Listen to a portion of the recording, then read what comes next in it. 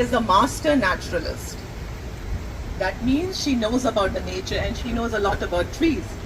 So she will help us and she will teach us and talk to us about oaks. Because today mainly we are going to collect acorns which come from oaks. So over to you. And thank you so much for your time.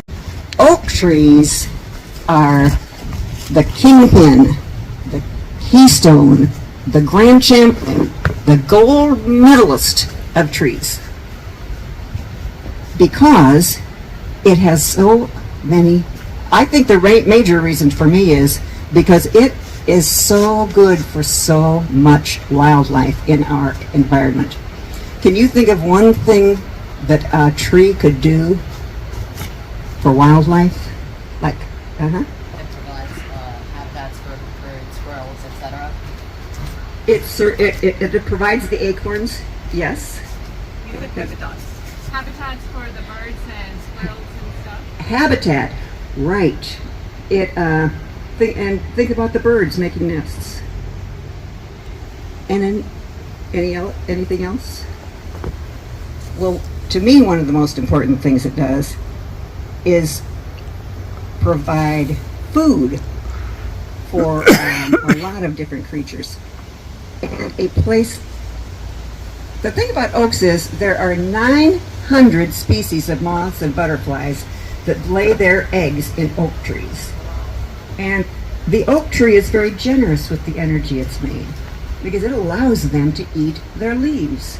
And what comes out of a moth egg and a butterfly egg?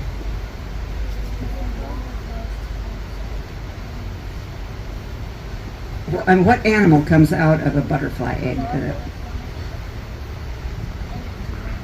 Do you know? Caterpillars, yes.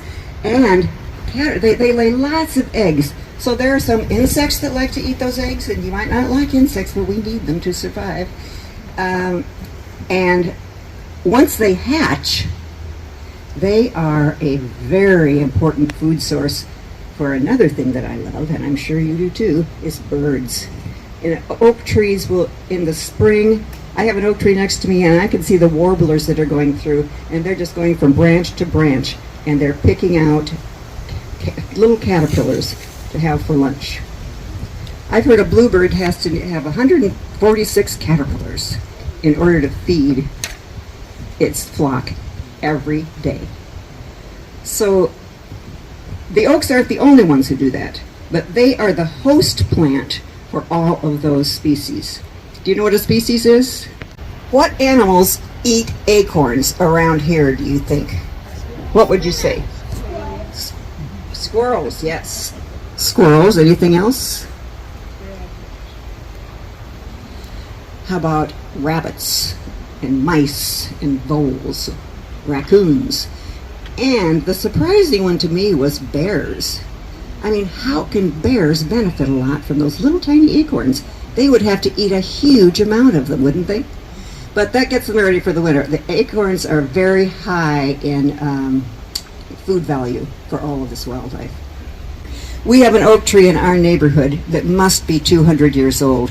I call it a witness tree because I think of all the things that it has witnessed during its life. It is huge and it's spreading. And that is a good thing about oaks. They live a long time. And that oak tree, when we have a storm come by, there's some trees that are just completely devastated or always have branches down, but that oak tree holds on to them. This looks like a willow tree leaf, but it's a willow oak. Okay, now, I have the acorns you're going to hunt for today can be any of these species. This is a black oak. You can see that it has pointed lobes. The pin oak, we couldn't find the pin oak as we were looking.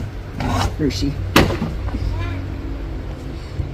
The pin oak has really deep very deep in between the lobes. It's a deep little canyon. But again, pointed leaves. And look at the acorn. It's nice and round. Okay? Southern red oak. is a tree that's really easy to identify by its leaves because it has different shapes. Here you can see one that has 5 points. 1, 2, 3, 4, 5. And then another one here has 3. And there just aren't other oak trees that have that variation in their leaves. And you can see the acorns. The acorns look kind of similar, actually, now that I'm looking at them. You really have to examine them closely. And one way to know what acorns you're collecting is look at the tree leaves. You talked about watering. Trees need water, and one of the things they do when a big rain comes, a lot of the water stays on the leaves and slowly drips down, and the roots soak up a lot of it. So that is helping to make soil, and it's flood control because it will not run off so fast. Nutrients from the soil, that's one thing that they have to have. They have chlorophyll, and what does that chlorophyll do for them?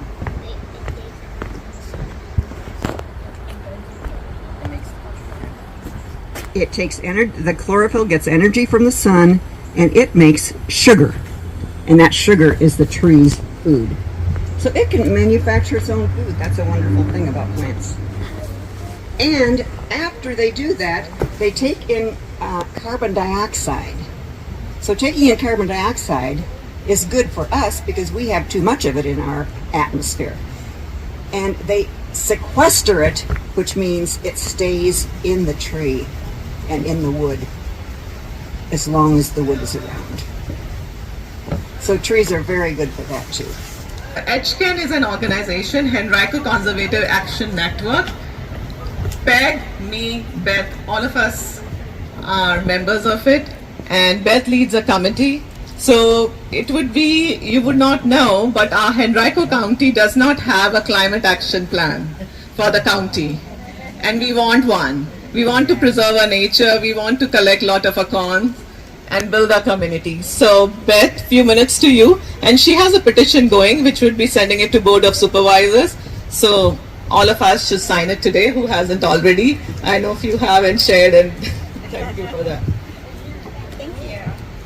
Broader than Henrico. It's called the Green Teens RVA. It's a group of teenagers who've been working with us for the past year or so on this effort to get a climate plan. And they also do lots of environmental organizing.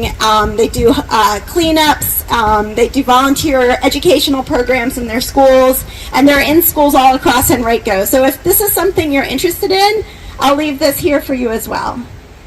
This is the petition that Ruchi just mentioned. So for the past year and a half, many of us in Henrico have been asking our supervisors to agree to do climate planning. This is something that lots of other communities across the country and the world have done. Richmond has RVA Green.